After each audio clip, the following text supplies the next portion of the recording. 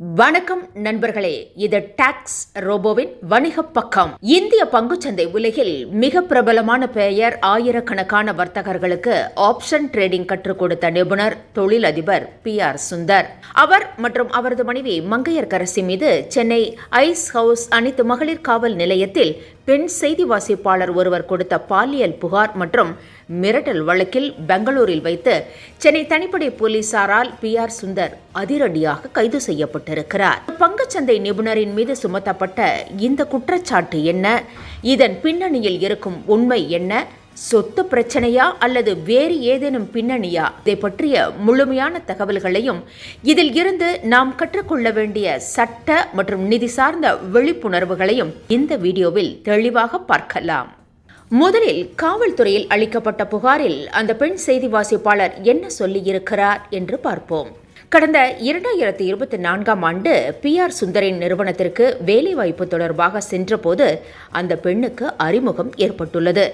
அதன் பிறகு வேலை விஷயமாக பேசுவதற்காக சென்னை பட்டினப்பாக்கம் மற்றும் பட்டினப்பாக்கத்தில் உள்ள தனது வீட்டிற்கு PR சுந்தர் அழைத்ததாகவும் அங்கு அவரிடம் அநாகரிகமாக நடந்து கொண்டதாகவும் அந்த பெண் குற்றம் சாட்டி உள்ளார். இது குறித்து PR சுந்தரின் மனைவி மங்கையர்கரசியிடம் முறையிட்ட போதும் அவர் இதை சாதாரணமாக எடுத்துக்கொண்டு எந்த நடவடிக்கையும் எடுக்கவில்லை என்றும் புகாரில் கூறப்பட்டுள்ளது.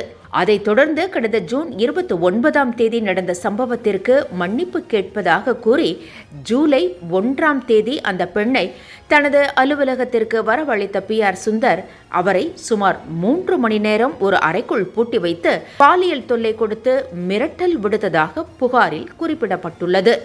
இந்த புகாரின் பேரில் பாரதிய நியாய சன்ஹிதா என்னும் BNS சட்ட பிரிவுகளின் கீழ் பாலியல் தொல்லை, சட்டவிரோதமாக அடைத்து வைத்தல், பெண்களுக்கு எதிரான கொடுமை, குற்றவியல் மிரட்டல் உள்ளிட்ட 5 கடுமையான பிரிவுகளின் கீழ் ஐஸ் ஹவுஸ் போலீசார் வழக்கு பதிவு செய்தனர். கைது நடவடிக்கைக்காக தனிப்படை அமைக்கப்பட்டு பெங்களூருவில் தங்கியிருந்த PR சுந்தர் கைது செய்யப்பட்டு சென்னைக்கு அழைத்து வரப்பட்டார். ஆனால் இந்த வழக்கு குறித்து PR சுந்தர் தரப்பிலிருந்து வெளியிடப்பட்ட விளக்கம் இந்த விவகாரத்தை வேறு ஒரு கோணத்திற்கு எடுத்துச் சென்றுள்ளது. PR சுந்தர் தனது அறிக்கையிலும் சமூக வலைதள பதிவிலும் என்ன சொல்லியிருக்கிறார் என்றால், என் மீது சுமத்தப்பட்டுள்ள குற்றச்சாட்டுகள் முற்றிலும் பொய்யானவை என்றும் நுங்கம்பாக்கத்தில் எங்களுக்கு சொந்தமான குடியிருப்பு தொடர்பாக நீண்ட நாட்களாக ஒரு சொத்து தகராறு நடந்து வருகிறது என்றும் தெரிவித்திருக்கிறார்.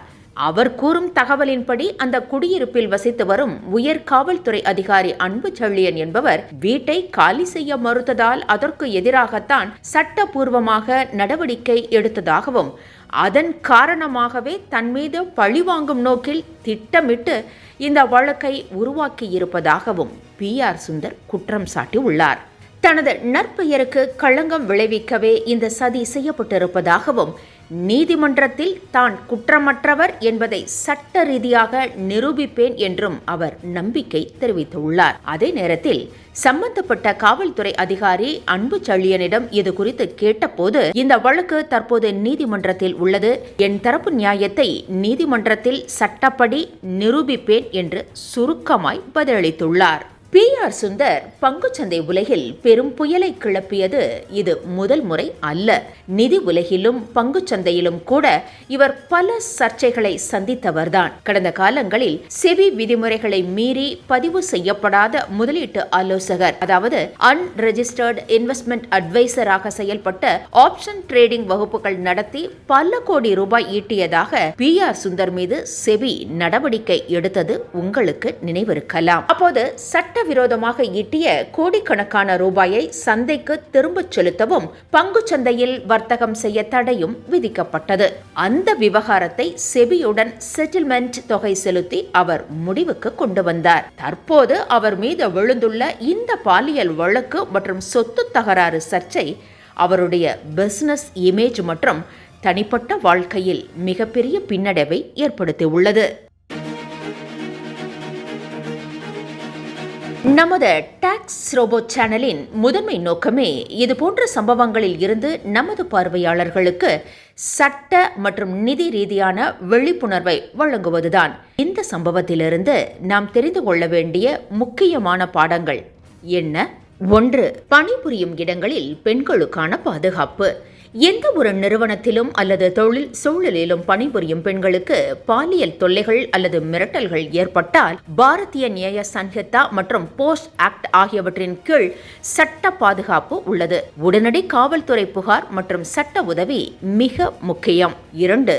சொத்து ஒப்பந்தங்கள் மற்றும் வாடகை சட்டங்கள். சொத்து வாடகைக்கோ அல்லது குத்தகைக்கோ விடும்போது உரிய ஒப்பந்தங்கள், அதாவது rent agreement or lease agreement தெளிவாக இருக்க வேண்டும். சொத்து தகராறுகள் ஏற்படும் போது அவற்றை ஆரம்பத்திலேயே முறைப்படியான சிவில் வழக்குகள் மூலம் கையாள்வது அவசியம்.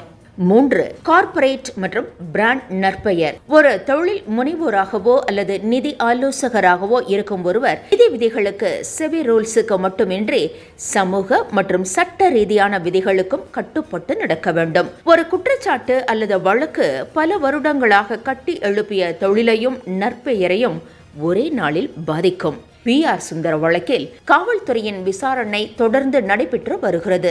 நீதிமன்றத்தின் மூலம் மட்டுமே இதில் யார் பக்கம் உண்மை இருக்கிறது என்பது தெரிய வரும். இந்த வழக்கு பற்றிய உங்களுடைய கருத்து என்ன? ஒரு நிதி நிபுணராகவும் தொழிலதிபராகவும் இருந்த பி.ஆர். சுந்தரின் இந்த கைது சம்பவம் குறித்து நீங்கள் என்ன நினைக்கிறீர்கள்? கீழே உள்ள கமெண்ட் செக்ஷனில் பதிவிடுங்கள். இது போன்ற முக்கியமான நிதி செய்திகள், பங்குச்சந்தை விழிப்புணர்வு, வரி சார்ந்த தகவல்கள் மற்றும் சட்ட விழிப்புணர்வுகளை உடனுக்குடன் தெரிந்து கொள்ள நமது டாக்ஸ் ரோபோ சேனலை மறக்காமல் சப்ஸ்கிரைப் செய்து பெல் ஐகானை கிளிக் செய்து கொள்ளுங்கள். மீண்டும் அடுத்த ஒரு பயனுள்ள வீடியோவில் சந்திக்கலாம். வணக்கம்.